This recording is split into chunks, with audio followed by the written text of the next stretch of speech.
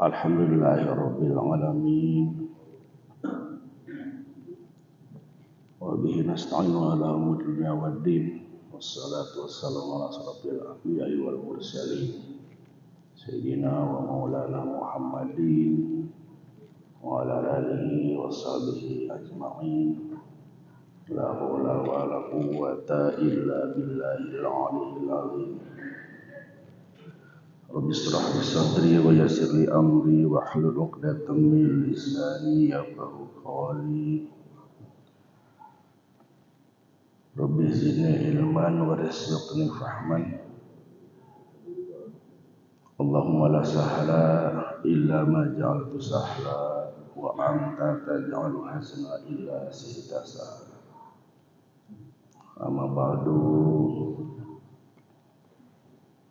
Puji serta syukur marilah kita bersama-sama panjatkan kehadirat Allah Subhanahu wa ta'ala yang senantiasa pada pagi ini kita diberi kesempatan panjang umur, sehat walafiat. Yang paling utama masih ditetapkan iman, Islam, ihsan kita, sehingga kita alhamdulillah bisa menjalankan aktivitas sebagai muslim. Salah satu kewajiban untuk melaksanakan sholat subuh berjamaah beserta sunnah-sunnah yang lainnya. Alhamdulillah disambung pula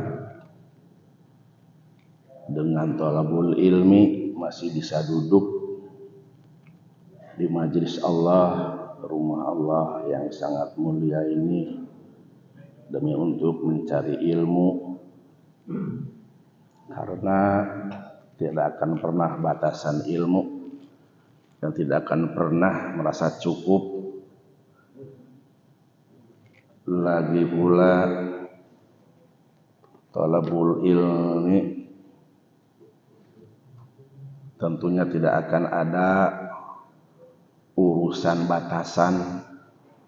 Walaupun dengan usia masih ada kesempatan mencari ilmu sebelum kita dikuburkan. Maka mudah-mudahan dengan semua ini, karena merupakan adalah pertolongan dari Allah Subhanahu wa ta'ala, yang biasa kita sebut adalah hanya dengan hidayah taufik Allah Subhanahu wa ta'ala, semua kita akan mampu melaksanakan semua aktivitas, lebih-lebih segi kebaikan yang memang kita perlukan dan harus kita wujudkan dalam setiap hari. Mudah-mudahan kita selalu diberi istiqomah dari Allah Subhanahu wa ta'ala. Amin ya rabbal alamin. Rahmat serta salam semoga tercurah kepada baginda Nabi Muhammad sallallahu alaihi wasallam, serta keluarga, sahabat, tabi'in, pengikut dan seterusnya, termasuk kita semua. Mudah-mudahan nanti kita termasuk golongan yang akan mendapatkan syafaat darinya. Amin ya rabbal alamin. Jamaah ahli thalabul ilmi yang saya muliakan, tentu kita harapkan mudah-mudahan Allah selalu memberikan kepada kita kemuliaan yang lebih dari hasil pengajian ini, karena semata-mata orang mampu melaksanakan berbagai kebaikan, dari satu kebaikan dan kebaikan yang lain itu hanya karena sudah bisa terlihat hidupnya hati. Karena dengan hati yang hidup tentu akan sangat mudah melakukan berbagai kewajiban atau kebaikan. Sebaliknya, kalau memang hati kita sudah rusak, sudah kering, sudah gersang, tentu akan sulit melaksanakan semua kebaikan. Jangankan untuk orang lain, untuk diri kita sendiri pun akan susah kita melangkahnya dan melakukannya. Oleh sebab itu, tentunya dalam materi ini insyaallah kita akan menceritakan masalah hati yang rusak seperti apa. Karena hati yang rusak itu tentunya akan mempersulit segala aktivitas kita, akan mempersulit segala amalan kita, baik di diri ataupun di keluarga, lebih-lebih yang berhubungan dengan manusia banyak. Insyaallah di sini akan saya bacakan hadis, tentunya yang diterima oleh para sahabat atau para tabi'in ataupun para rawi-rawi yang memang sudah terkenal namanya, sudah diakui ilmunya, bahkan bagian daripada ulama-ulama besar yang memang sudah diakui dunia, tidak sebatas ngaku-ngaku diri sebagai orang pintar, tapi diakui oleh dunia insyaallah.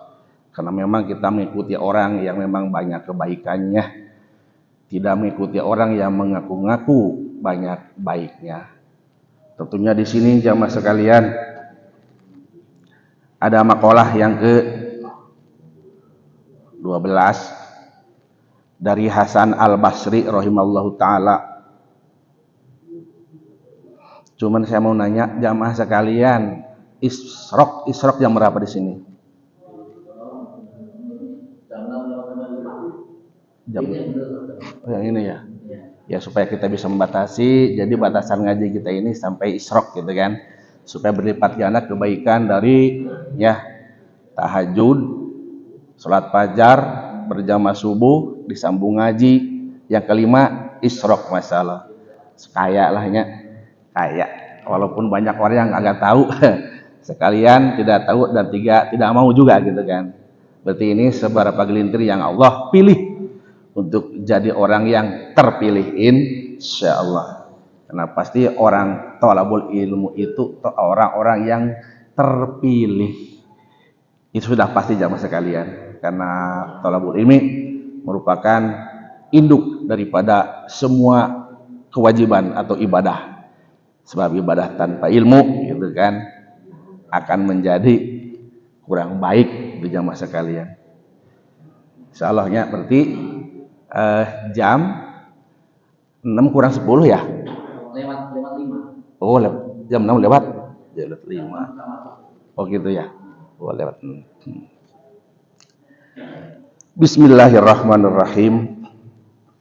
Wal maqalah as-saniyata asyara, maqalah ke-12, Anil Hasan Al-Bisri, dari Syekh Hasan Bisri rahimahullahu taala, wa huwa min akabirit tabi'in.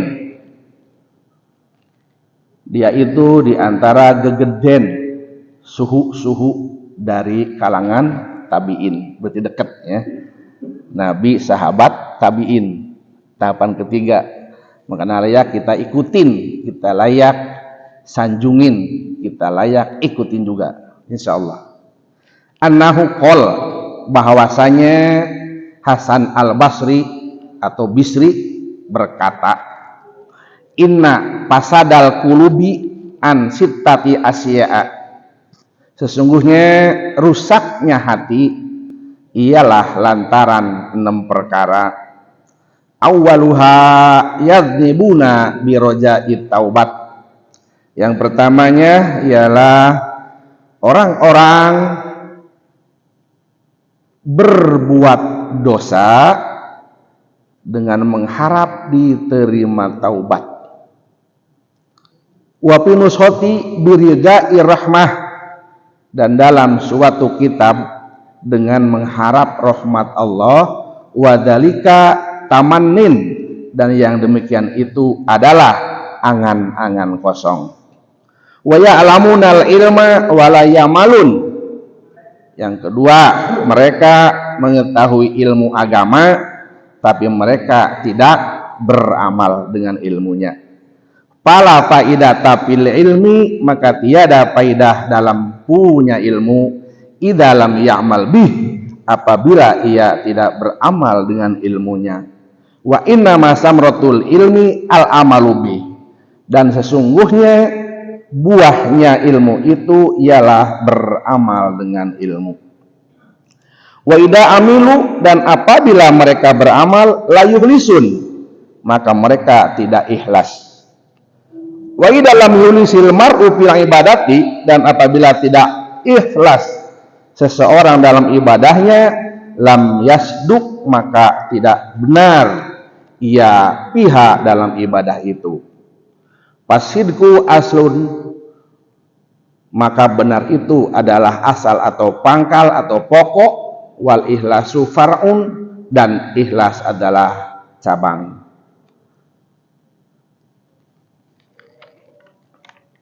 Wa yaquluna rizqallah wa la yashkurun, dan yang ketiga, mereka memakan dengan rezeki Allah tetapi mereka tidak bersyukur.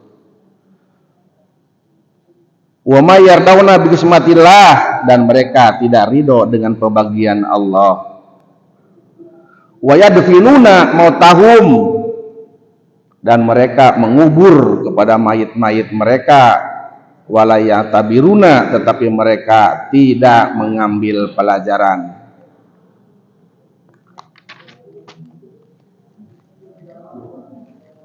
Insyaallah dari yang 6 ini kita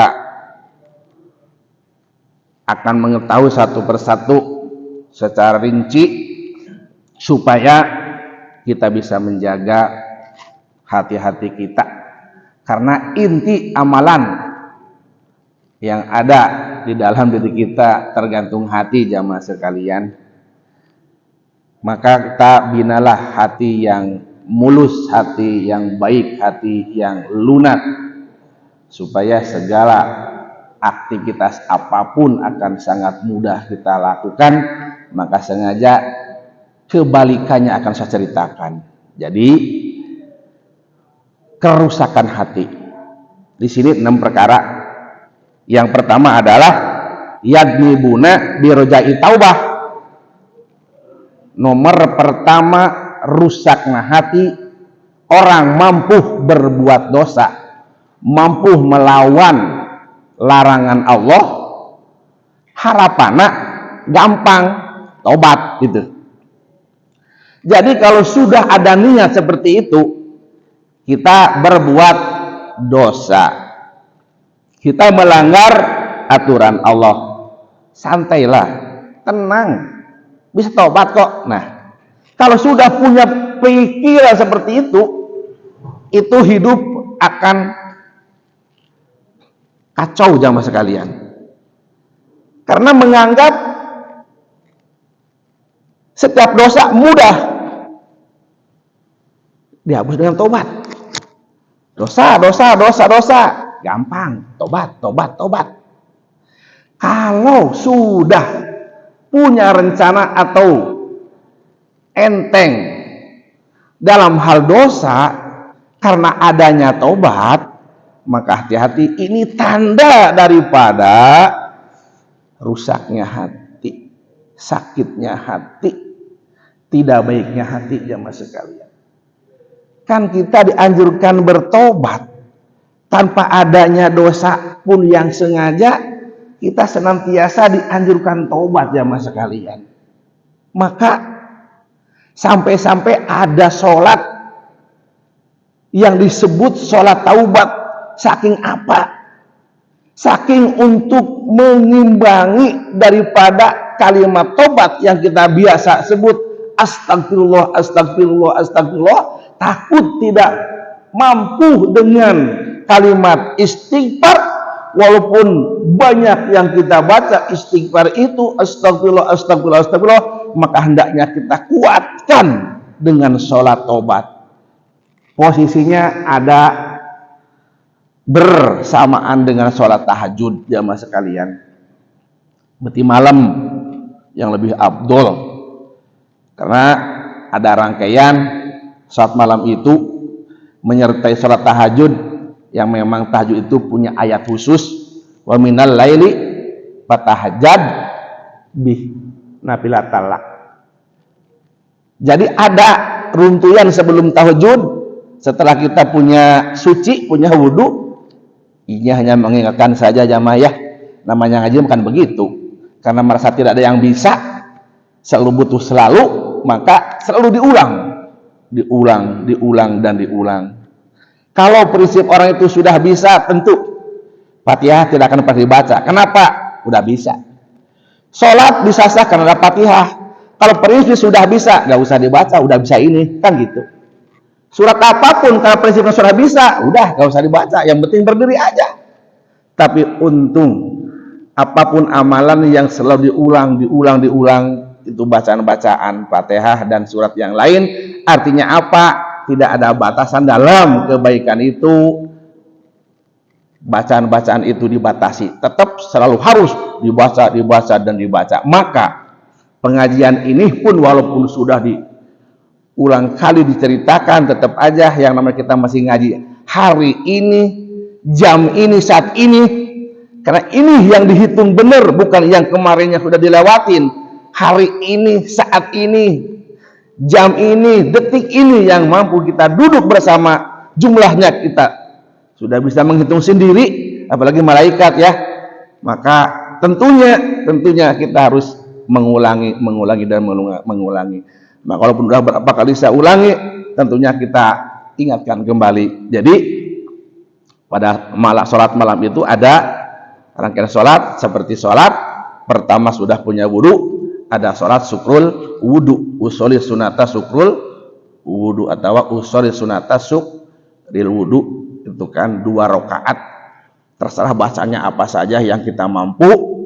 Faqra'u ma tayassara minhu, agama tidak membebani soal bacaan, yang penting pada setiap rakaat dibaca Al-Fatihah. Itu yang penting mah. Walaupun tidak diteruskan dengan bacaan surat, tidak apa-apa. Cuma yang pengen pahala sunat, bacalah surat yang mampu saja. Tentunya kan kita, namanya kita bukan para sahabat ataupun tabi'in, tentu bacaan surat yang pendek-pendek saja, gitu kan biasanya. Iya, kalau surat tabi'in mah, apalagi ikut dari salat dari Nabi, masya Allah suratnya kan Al-Baqarah ya kan, panjang banget masalah. Orang mah baru ngucap Yasin aja, panjang nih Yasin, mendingan pulang. Nah itulah kita, maka kita mah identik karena surat pendek. Surat apa yang pendek? Ya surat taraweh, ya, betul kan? Apa surat taraweh? Ya surat taraweh itu Al-Hakumut sampai tabat yada, dilanjutkan kan witir kulhu palak itu aja. Tekan alhamdulillah nggak apa-apa. Itu semua kalam Allah ada di Quran jamaah sekalian. Maka tak salah baca aja yang kita bisa, dan ada baiknya juga orang lain bisa juga. Jadi ketika imam baca surat pendek, hendaknya si makmum pun bisa ngikutin dalam hati. Itu kan bagus, ya kan? Daripada panjang-panjang tapi gak bisa, ya agak bisa ngikutin kan, itu ibaratnya masih kalah dengan pendek tapi makmum semua ngikutin. Kenapa? Pada bisa, betul. Itu aja lah nama yang bisa aja. Kalau nggak bisa jangan dipaksa-paksa. Tapi bisa surat panjang silahkan gitu. Bisalah mampu surat panjang gitu, nggak apa-apa. Utamanya untuk sholat sendiri, ibaratnya ke jamaah sekalian. Silahkan saja. Satu itu kan ada syukur wudhu. Yang kedua baru sholat taubat. Di situ ada kekuatan jamaah untuk mengukuhkan, menguatkan dalam taubat itu. Selain daripada istighfar yang kita bacakan, maka ada lagi untuk menguatkan, ada sholat taubat, usuli sunat taubat rokaat ini tetap.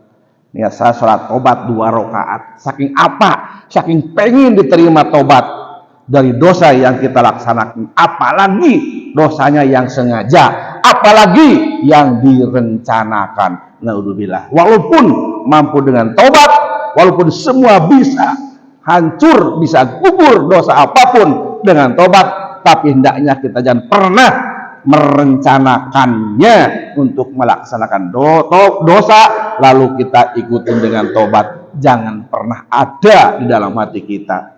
Toh pada saat tidak kita rencana pun selalu nampak dosa dan dosa. Coba aja zaman sekarang ya, kita keluar rumah aja, di luar udah nampak dosa. Apa? Iyalah ketemu perempuan yang kagak tutup aurat kan udah dosa, betul. Apalagi jalan ke pasar, Masya Allah. Mau ke masjid aja ya berpapasan dengan dosa. Coba aja jalan ke pasar, berapa dosa yang kita lakukan sepanjang dari rumah kita ke pasar. Apalagi sudah di pasar, Masya Allah. Itu dosa, nampak. Kagak sengaja, kagak mencari keperluan, kebutuhan adanya di pasar. Di pasar banyak dosa, nggak apa-apa, kita ada tobat. Baru itu yang bagus. Baru, Masya Allah, istighfar. Tahu di Allah memang di pasar tadi banyak dosa yang tidak sengaja. Tapi demi untuk menghapus dosa, ya Allah, istighfar, astagfirullah, astagfirullah. Itu tidak sengaja pun harus ada taubat jamaah sekalian. Bagaimana dengan sengaja, Masya Allah. Jadi intinya jamaah, sekelas manusia lemah kita ini jangan pernah merencanakan dosa. Toh pada kenyataannya dosa mah tak ada. Di rencana pun sudah selalu nampak dan nampak. Di rumah aja sudah nampak dosa kan begitu. Kurang baik dengan keluarga pun sudah dosa. Tidak memanggil sayang pun pada istri, tidak menyenangkan pun di keluarga sudah nampak dosa jamaah, Masya Allah. Maka banyak ajaran dari baginda Rasul dalam urusan keluarga yang begitu hebat supaya tidak nampak dosa. Karena di rumah tangga itu Masya Allah rawan dosa jamaah sekalian, rawan sekali. Kurang dikit aja ya dari suami istri ngomel, dengan ngomelnya udah dosa jamaah sekalian. Jadi apapun banyak nampak dosa, dosa dan dosa. Salah ngomong di keluarga, dosa. Nyentak dikit, dosa. Marahin dikit aja, dosa. Maka, Masya Allah, ada itu jamaah yang namanya nanti yang disebut Rebo Wakasan ya, ada kan ya? Pernah dengar itu Rebo Wakasan, pernah dengar? Iya kan? Itu adanya hari Rabu di akhir bulan Syawal kan? Itu adanya hari Rabu akhir di bulan Syawal itu disebut Rebo Wakasan. Itu memang bahasa Jawa, Wakasan kayaknya. Cek urang malah hari Rabu di akhir bulan Safar yang mas sekalian. Maka di situ Masya Allah, Allah nurunkan subhanallah 320.000 balai. Bayangkan jamaah sekalian, saking banyaknya ternyata banyaknya bencana, banyaknya musibah, banyaknya dosa, banyaknya kesalahan diturunkan pada Rebo Wakasan. 320.000 musibah atau bencana diturunkan. Maka hendaknya ada sebagian orang yang menghidupkan kan dan bacaan Yasin, ya kan? Baca Yasin pada ayat salamun qaulan mir Rabbi Rahim. Ada yang baca 313, ada yang baca 13, ada yang baca 3 balik. Dina salamun qaulan mir Rabbi Rahim. Apa tujuannya? Karena pengen tertolak balai yang begitu banyak yang akan diturunkan sekaligus tuh diturunkan. Itu di sebagian kampung atau musola atau masjid ada yang menghidupkan Rebo Wakasan seperti itu jamaah sekalian. Sengaja malam itu dipakai ibadah dari maghrib itu jamaah. Tujuannya apa? Menghindari atau menolak bencana minimal di diri dan di keluarga. Kok banyak banget? Bayangin salah lisan aja udah bencana, ya kan? Salah kurang merek Uang jajan aja biasa misal 100 kurang hanya 10.000 kan ngomel istri kita. Masa diberi 80 biasa 100 ngomel. Itu udah bencana. Kalau dilanjutkan akan kemana-mana tuh kan. Kurang beli parfum aja untuk istri di keluarga. Maka banyak sekali bentuk daripada bencana itu jamaah sekalian. Jangan makro yang besar, di rumah kita saja sudah banyak musibah, banyak balai, banyak bencana. Jangan dikira. Karena kita sudah meyakini ketika kita masuk rumah tangga akan banyak musibah, akan banyak bencana, akan banyak ujian. Tapi dalam semua kondisi itu akan nampak pahala yang banyak, tergantung kita mampu atau tidak menerimanya. Itu saja mas sekalian. Maka pantaslah di sini sekalian nanti ya, misalkan yang tidak pernah juga gitu kan, yang tidak pernah juga sholat taubat, mungkin nanti gitu kan pada malam Rabu Bekasan mah kita nggak apa-apa gitu mah, bukan sholat Rabu Bekasan, tapi kan untuk menolak tobatnya, menolak itu aja musibahnya saja. Jadi ada sholat taubat disertai itu kan, sholat syukur wudhu, sholat taubat, baru yang ketiga ada sholat tahajud, gitu kan? Tuh nomor ketiga tahajud. Tahajud berapa rakaat terserahlah, minimal kita kan 2 rakaat, ada yang 4 rakaat juga ada jamaah. Yang keempatnya sholat hajat usoli sunatal hajat rakaat ini, itu ada di majmu', semuanya ada prakteknya, bacaannya jamaah dan doa-doanya. Baru yang kelima tak 6, yang kelima diakhiri dengan sholat witir, ya kan? Kalau belum sholat witir ba'da isya, kan biasanya kita mah ba'da isya ya, karena takut lepas tidak bangun jam 3 atau jam 4, maka sekalianlah witirnya itu di isya gitu kan. Jadi jangan pernah meninggalkan ba'diyah isya, karena ini ba'diyah isya itu rintayana seperti tahajud.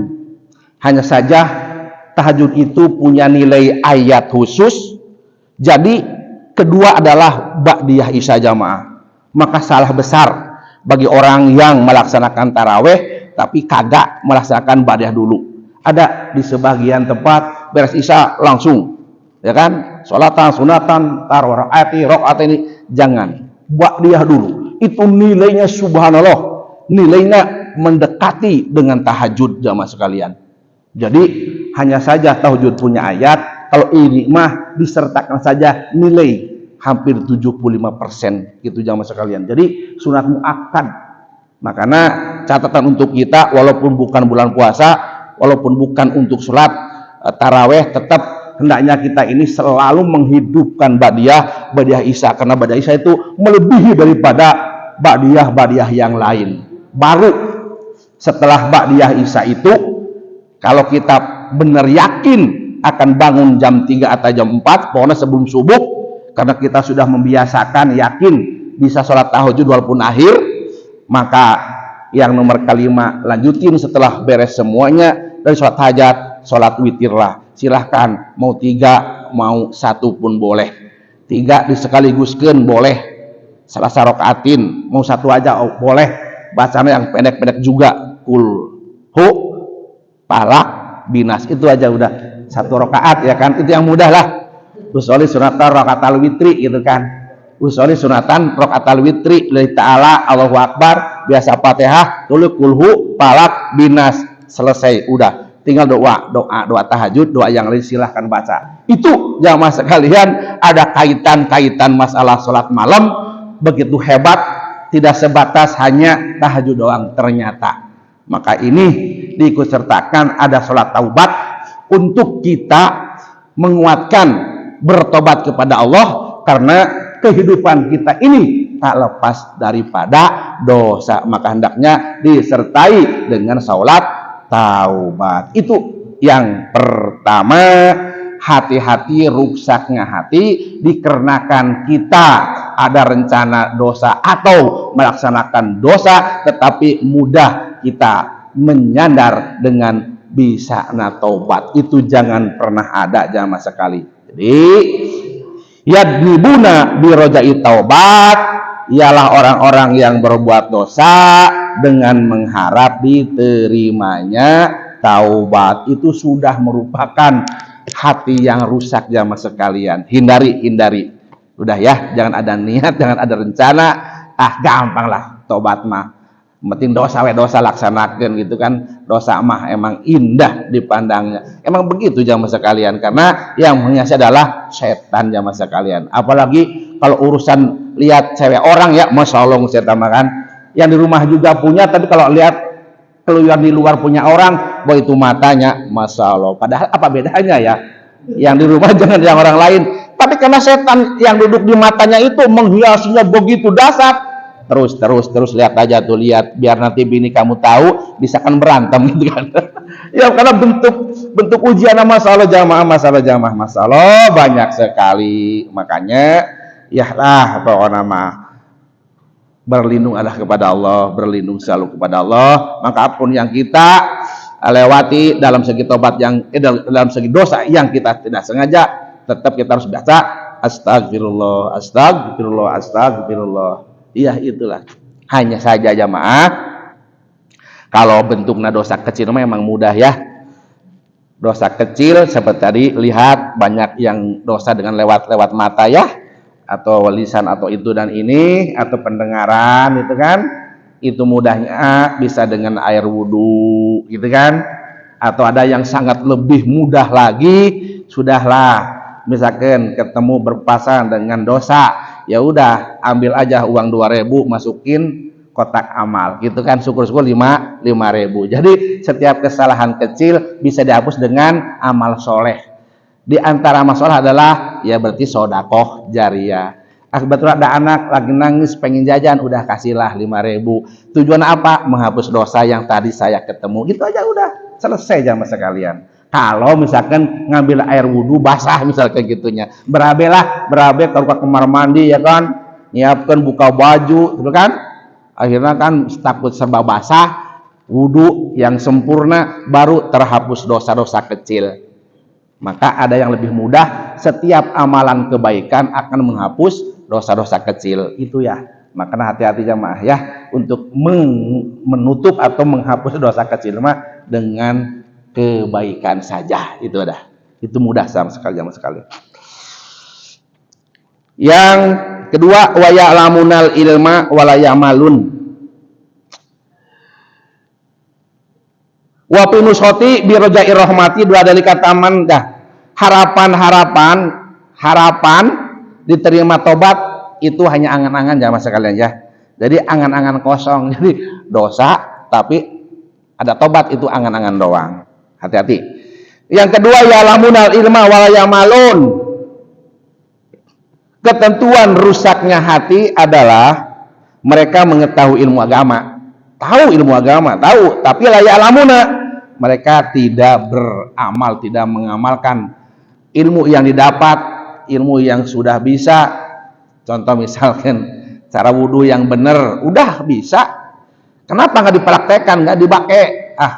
Malas. Nah, sudah tahu dalam agama ada urusan syarat sholat itu wudhu, diantaranya wudhu cara seperti ini dan ini, kita udah mampu bahkan mengajarkan tapi tidak mengamalkan, sudah tanda daripada kerusakan hati. Hati-hati jamaah ya kan, hati-hati. Itu minimal urusan syarat dalam sholat itu adanya wudhu. Maka wudhu jangan asal-asal basah. Ada sikut yang kagak kebasuh, hati-hati jamaah, jangan sepelekan masalah bab wudu, karena ada sahnya sholat tergantung kesempurnaan daripada wudu.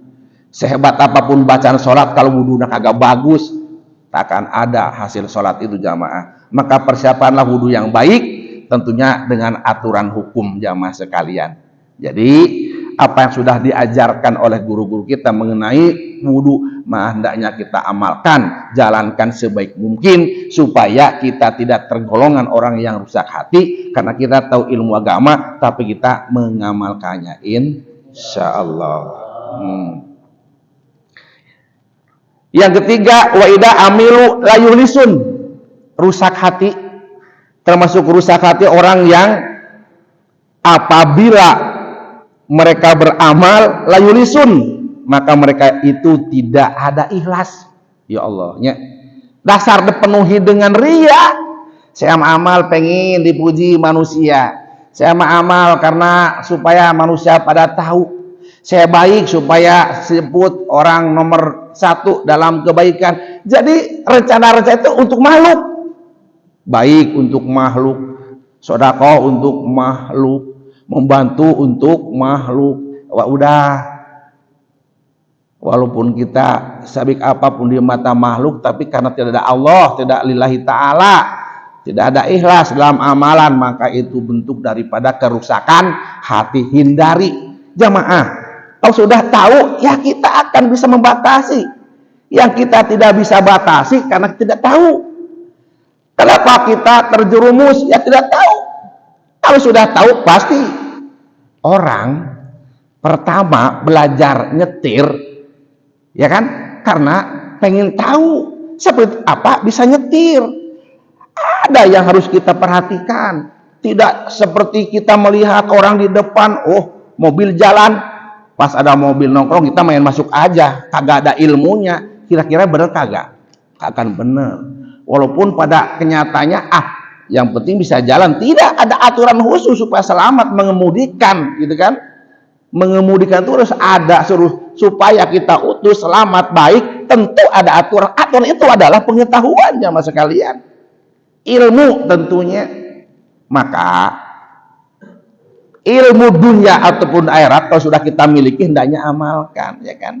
Seperti udah bisa nyupir itu rambu-rambu yang memang diajarkan harus kita patuhi. Dari lampu merah kita berhenti, kalau kita nerobos akan bisa celaka. Itu kan berarti mengamalkan ilmu, tidak sebatas amal akhirat saja. Ternyata ilmu dunia pun kalau kita tidak mengamalkan banyak bahayanya jamaah, ya kan?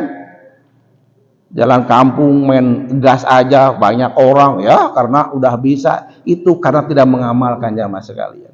Nah ini hati-hati jamaah sekalian. Kalau amal haruslah ikhlas. Ikhlas itu adalah segala lillahi ta'ala. Amal karena Allah, sholat karena Allah, ngaji karena Allah, sedekah karena Allah, menolong karena Allah. Kalau sudah karena Allah akan balik kepada pribadinya jamaah. Kalau karena manusia hangus di tengah jalan, kagak ada hasilnya. Pulang begitu banyak amal di dunia, ternyata kagak ada sama sekali. Persis seperti ngantongin air di dalam karung, betul kan?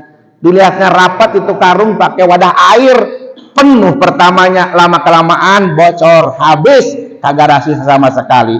Itulah amal yang kagak ikhlas.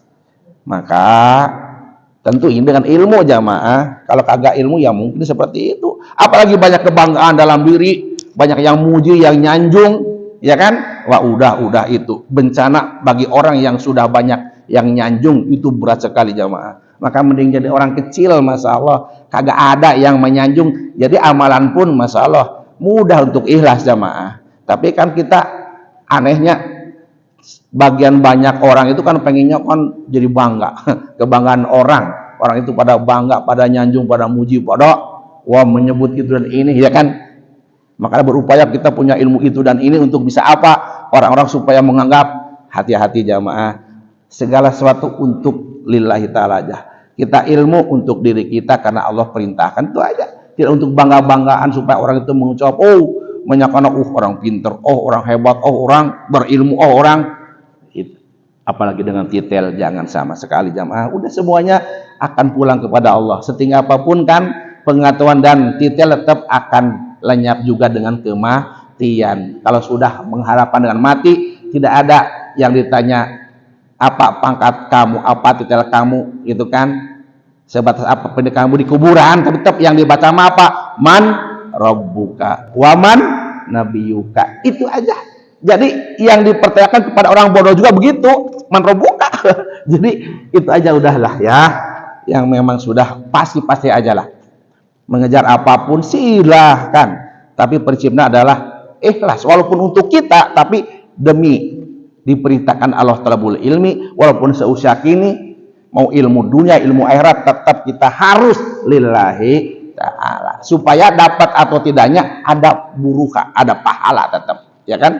Lillahi ta'ala itu ada buruh, hasil atau tidak tetap ada buruhnya. Wa dalam yuhlisil mar'u fil ibadati, apabila tidak ikhlas seseorang dalam ibadahnya, lam yasduk, maka tidak benar. Tak ikhlas dalam ibadah, tidak benar kejadiannya. Sedangkan pasidku aslun, namanya benar itu adalah pokok. Coba ajalah kita bergaul kagak ada bener-benernya, wah udah orang itu tidak akan bisa mendekat, orang tidak akan pernah bisa percaya, dan orang tidak akan pernah bisa mempercayai kepada orang yang bohong melulu. Tapi kalau orang sifatnya benar, wah udah, yang kagak ada hubungannya pun ya kan bisa menitipkan.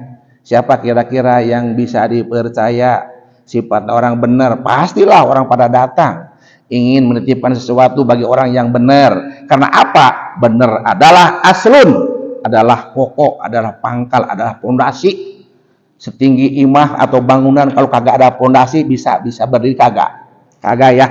Silakan 100 lantai kagak kuat pondasi, ketebak angin, badai, akan mudah hancur sama sekalian, ya kan?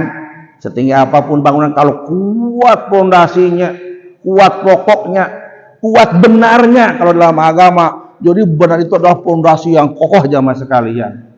Silakan mau berapa lantai mau ditebangin besar badai, dan itu insya Allah akan kuat jamaah sekalian. Badai sebesar apapun, menerpa bangunan setinggi apapun, kalau pondasinya ke bawah lebih kuat, akan senang, akan enjoy, akan kuat, akan kukuh. Sebaliknya dalam pribadi kita pun, kalau kita dipenuhi dengan kebenaran, bahkan takut akan bohong, minimal gitu kan, untuk diri kita kuat percayanya, apalagi untuk orang lain. Karena kita melangkah serba takut salah. Itulah namanya kebenaran adalah sebagai pangkal atau pokok atau asal atau pondasi. Sedangkan wal ikhlas adalah merupakan cabang. Walaupun kuat cabang tak ada kebenaran, ya kan? Kuat ikhlas kagak ada kebenaran, kurang kuat juga karena adanya ranting. Kalau sudah ada batang pohon ada, baru timbul ranting-rantingnya atau cabang-cabangnya. Kagak ada yang nanam ranting, tidak. Yang ditanam itu adalah pohonnya, baru keluar ranting dan cabang jamaah sekalian. Maka kalau kita pengen banyak cabang, berarti pokoknya adakan dulu, yaitu apa? Benernya dulu, baru akan ada ikhlas. Bagaimana ikhlas kalau tidak ada benernya? Ibaratnya gitu, sholat kagak bener, ikhlas unggul. Wah, sholat subuh 3 rakaat, ibaratnya kan, seharusnya kan 2 rakaat. Ini mah karena lagi semangat 3 rakaat. Bener kagak pangkalnya? Kagak bener pangkalnya. Yang penting ikhlas, kagak bisa. Walaupun ikhlas melaksanakan 3 rakaat subuh, karena pangkalnya kagak bener, kagak ada apa-apanya. Itu diantara jamaah sekalian. Maka pondasi itu harus benar, berarti ya selaras dengan hukum jamaah sekalian. Subuh 2 rakaat, walaupun dikaitkan dengan kekuatan olahraga, tetap tidak bisa 6 rakaat, tidak, gitu kan? Misalkan yang lain 4 rakaat, ada duhur 4, asar 4, isya 4, subuh mah akan 5 misalkan, melebihi. Tidak bisa seperti itu. Karena kebenarannya adalah subuh itu 2 rakaat. Yang penting ikhlas, kagak berfungsi ikhlas kalau kagak ada benar dalam urusan pertamanya, itu jamaah sekalian. Itu. Selanjutnya, wa min du'ail Imam Ahmad bin Hanbal radhiyallahu anhu, ya dalilal khuyala, ya dalilal khuyara, dullani ala tariqi shorikin. Sampai-sampai Imam Ahmad bin Hanbal sebagai salah satu daripada imam yang 4, Imam Hambali kan, Syafi'i kan, Maliki, Hambali, Syafi'i, Hanafi kan. Nah, sampai-sampai pengen punya doa khusus supaya terhindar daripada amalan tidak ikhlas jamaah sekalian. Sampai dullani ala tariqi shodikin, meminta petunjuk, ya dalilal huyara dullani, wahidat yang menunjukkan orang-orang yang kebingungan, dullani ala tariqi shodikin, tunjukkanlah aku kepada jalan orang-orang yang benar. Coba bayangkan, imam yang sudah tenar jamaah sekalian masih sempat punya doa pengen ditunjukkan jalan. Apalagi kita yang lemah, yang begitu fakir, yang begitu dhaif, yang begitu bodoh gitu kan, masa tidak menampilkan doa yang sifatnya pengen petunjuk untuk jalan yang lurus.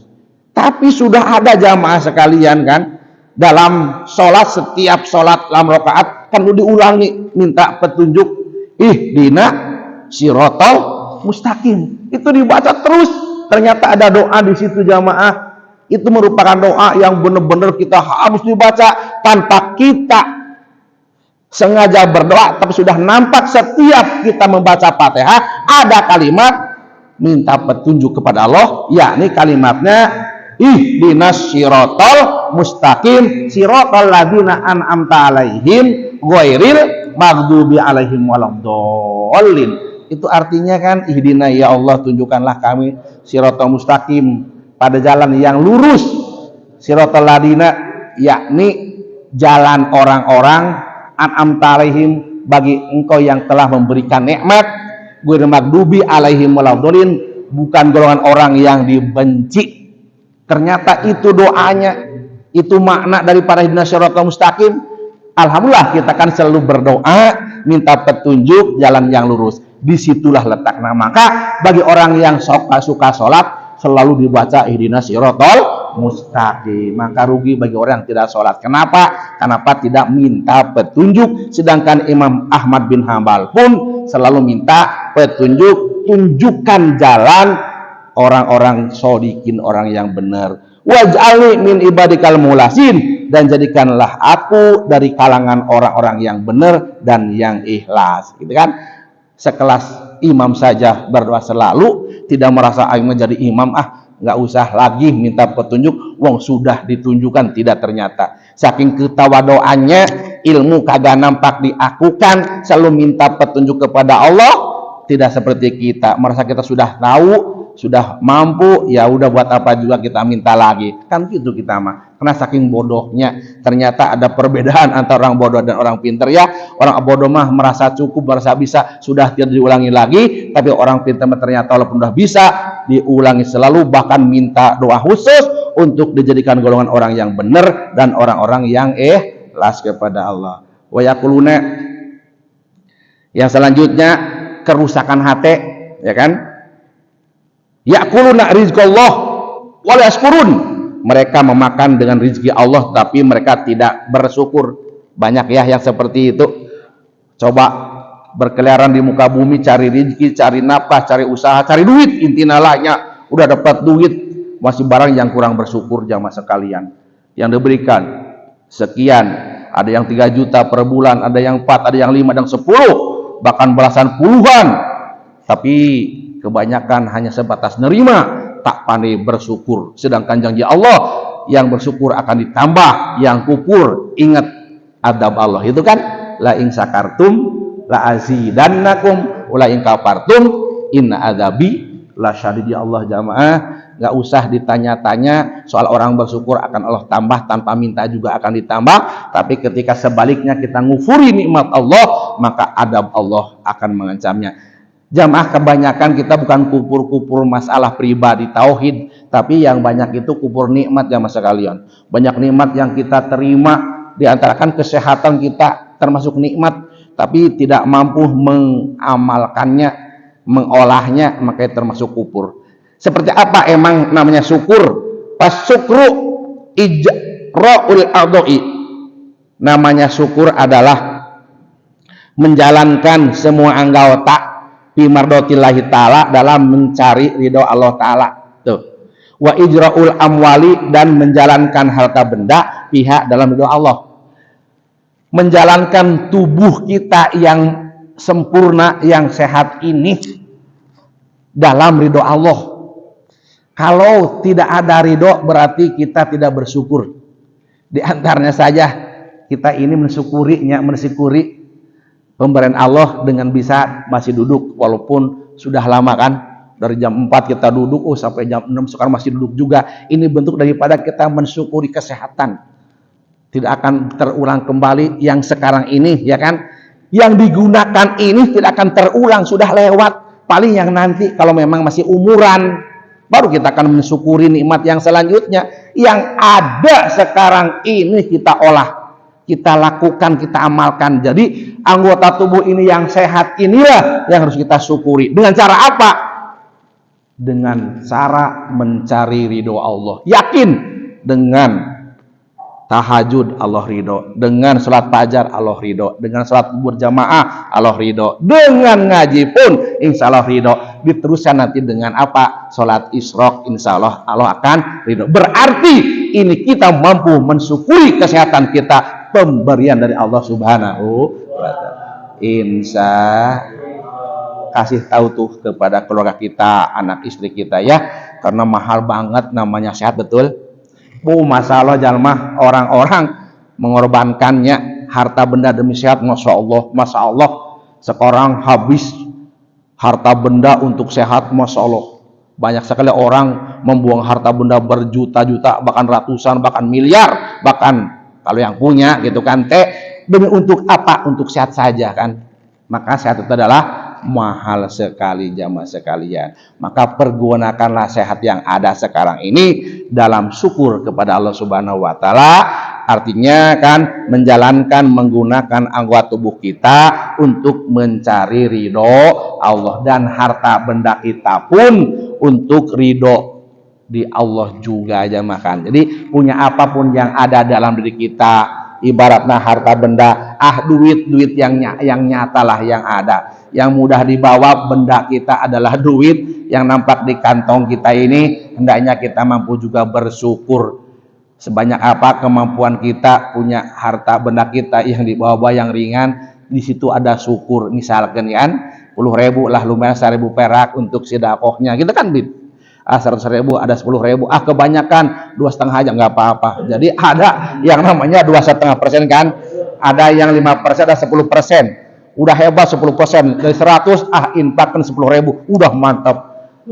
Iya mah agak pelitnya 5.000 aja, berarti 5%. Ada yang pelit banget, berarti 2,5% aja lah. Berapa? Dari 100.000 hanya 2.500. Bahkan yang sangat pelit berarti kagak sama sekali, masa dari 100 gitu. Itu kebiasaan orangnya. Ya emang itu kebiasaan kita kan ya, suka pilih-pilih yang lecaknya. Masalah dalam segi ibadah, segi sedekah, cari yang lebih kecil dari duit kita. Emang itu semua, berarti semua ya. Ustaz suka nyeritakan dari situ, dari orang-orang tenar gitu kan, selalu begitu. Berarti pribadinya juga begitu. Ya karena emang begitulah urusan sedekah mah, cari yang lebih kecil gitu kan. Ya kecilnya lecak, maka masuk keluarnya ya gitu juga kan, yang 1.000, yang 2.000. Iya, masalah. Maka kata yang merah gitu kan, kenapa gitu kan, duit 2.000 kok lecek banget, saya mah keluar masuk kotak amal doang gitu kan. Sedangkan 100.000 mah kan masuk keluar ke mall aja, makanya selalu rapi, selalu bersih, selalu terjaga. Kagak ada yang namanya uang 100.000 lecek, kagak ada. Karena apa? Kagak keluar masuk kotak amal, kagak direndam, kagak dibui gitu kan. Enggak, yang dibui adalah apa? Yang 2.000 ya kan, 5.000, pangbanternya 20.000, 50.000 kagak ada yang dibui gitu kan. Apa dibui? Apa? Di penjara, di kotak amal. Yang banyak 1.000, 2.000, 500 perak kan. Bahkan yang 100 perak masih ada, masalah. Itu tugasnya 100 perak masuk penjara. Di situ aja, makanya gimana tidak lecek, masya Allah. Itulah kita jamaah. Tapi nggak apa-apa, yang penting ada ya.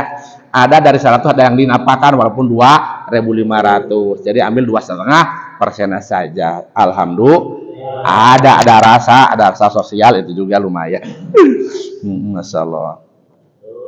Wa ma yardauna bi kismatillahi, dan selanjutnya rusak hati ketika tidak ada ridho bi kismatillah, dengan pembagian Allah. Ini makan hatinya susah jamaah ya.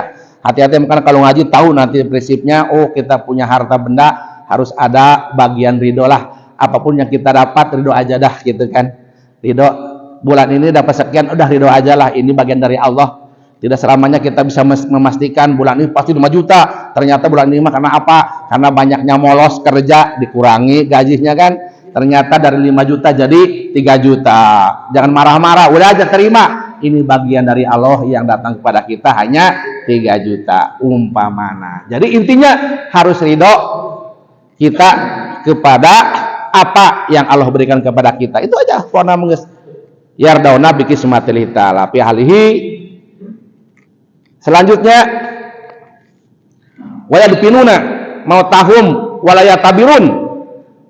Sebaliknya kita sering mengikuti pemakaman gitu kan, menguburkan orang mati sering kita kan. Bahkan paling awal ketika ada kematian innalillahi wa inna ilaihi rajiun. Paling awal sama jawabnya kan ngikut nguburin, tapi kan tak ada pernah ada itibar. Saya juga akan nyusul mati, enggak. Cukup aja mengucapkan innalillahi, berita dan berita si anu mati, ya udah sebatas telinga doang, ya kan? Kagak sampai hati. Allah, takutnya nanti saya sebentar lagi, ya kan? Kagak ada. Udah enjoy aja, enjoy. Biasa lakukan dosa, ya dosa aja. Kenapa? Kagak ada sedikit pun rasa itibar dalam kematian. Makanya itulah kita jamaah sekalian. Masih ada waktu sedikit tak? Seberapa menit deh? 4 menit deh. Udah dikit aja, ini lanjut aja nih ya. Udah jadi itu. Itu terakhir ya, kita selalu menguburkan orang mati tapi layak tabirun, tetapi mereka tidak pernah mengambil pelajaran dari kematian itu, sedangkan kita akan yakin pasti akan seperti itu, ya kan? Maka jabatan yang pasti untuk kita adalah satu, ya kan? Tidak, kita tak mungkin nyalon RT jadi RT ya gitu kan? Tak mungkin kita nyalon RW jadi RW, tak mungkin kita nyalon lurah jadi, tak mungkin nyalon bupati jadi, apalagi presiden ya, itu mah berat tantangannya. Yang nyata pasti adalah calon camat, betul kan? Camat mah pastilah kabeh, kagak buang duit, kagak banyak dipinta pilih juga udah. Kalau camat mah pasti jadi, ya kan? Maka pilihlah calon camat. Apa camat? Calon mati. Udah itu udah pasti. Kalau sudah penuh dalam hati kita, kita masih sebatas camat. Tahu kapan pasti camat lah yang jadi, maka kita mah calon mati, yakin akan banyak kita persiapan untuk menghadapi kematian, minimal kebaikan akan baik kepada diri, kepada keluarga, kepada tetangga, pastilah. Kenapa? Takut dalam kematian, banyak pertanyaan yang tidak karuan, ya kan? Maka yang pasti aja berarti bawalah amal kebaikan selalu, karena yang akan menemani nanti di kuburan hanyalah amal baik saja. Kalau kita tidak punya ilmu, berarti harapan apa? Sodako. Kalau kita tidak sodako, harapan apa? Harapan anak soleh, ya kan? Ini yang 3 harus kita pelihara, ya kan? Hati-hati pelihara jamaah yang 3 ini kan? Sodakoh jariah, ya kan? Terus kan ilmu yang bermanfaat, terus anak yang bisa mendoakan kepada orang tua. Itu banyak cara, masih alhamdulillah ada 3. Kalau kita ada kemampuan yang 3, alhamdulillah. Kalau 3 tidak pun 1 harus ada, itu kan? Nanti kalau kita tidak mampu untuk bisa berbagi banyak, ya udah solehkan saja anak sampai bisa mendoakan kita. Tentu dengan apa? Ilmu agama, bisa bacaan Al-Quran dari Iqra, titipkan sejak dini, sekarang makan dari PAUD ya, dididik anak dari PAUD supaya bisa Iqra, bisa Quran, bisa bacaan yang lain, karena itulah inti daripada kiriman anak-anak kepada orang tuanya. Itu saja mas sekalian, mudah-mudahan itibar untuk bisa menghidupkan hati kita yang mati atau yang tidak mati atau yang hampir mati. Naudzubillah, jangan sampai hati mati.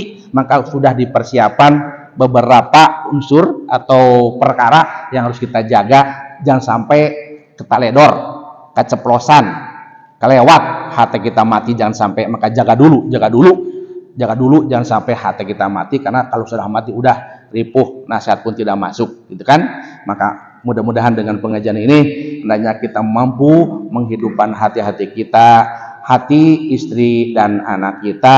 Syukur-syukur hati-hati orang-orang yang di luar kita. Insya Allah hanya berimbas kepada Allah Subhanahu wa Ta'ala. Dengan selalu istiqomah, Allah memberikan hidayah taufik kita, dan kita menyambutnya, menerimanya, menjalankannya hidayah taufik tersebut dengan melaksanakan berbagai macam kebaikan insyaallah. Untuk kesempurnaan majlis kita doa bersama kifaratul majlis. Bismillahirrahmanirrahim. Subhanakallahumma bihamdika asyhadu an la ilaha illa anta astaghfiruka wa atubu ilaik. Wa sallallahu ala sayyidina Muhammadin wa ala alihi wasallam. Alhamdulillahirabbil alamin. Assalamualaikum warahmatullahi wabarakatuh.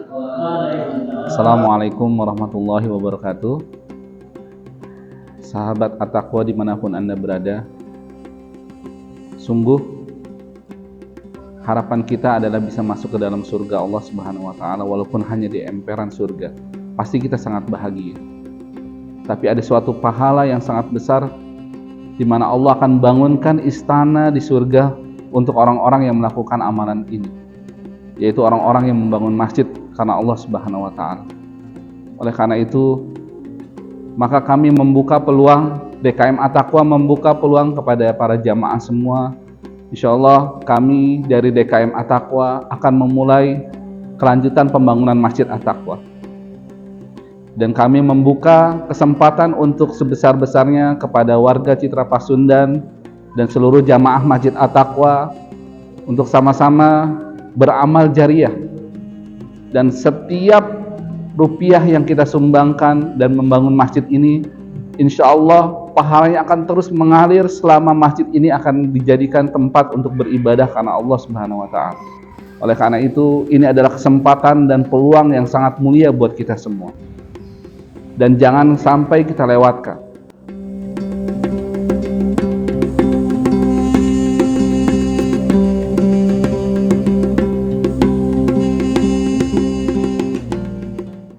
Tahap pertama, kami akan melanjutkan pembangunan berupa struktur pintu teras, karena pintu teras kanan, kiri, dan belakang masjid, karena di pintu-pintu inilah ketika hujan besar maka air masih masuk dan tambias. Oleh karena itu, di tahap pertama kita akan selesaikan pembangunan struktur pintu teras. Kita akan merapikan plafon luar masjid kanan, kiri, dan belakang, lalu mihrab imam di depan masjid, dan instalasi kelistrikan. Dan tahap keempat, kita akan melanjutkan pembangunan interior masjid agar masjid ini sederhana tapi nyaman dan indah ketika kita beribadah di dalam Masjid At-Taqwa ini. Oleh karena itu, segera menghubungi panitia pembangunan Masjid At-Taqwa dan jadikan Anda adalah termasuk orang-orang yang berkesempatan untuk mendapatkan kebaikan dengan dibuatkan istana di surga oleh Allah Subhanahu wa taala, insyaallah.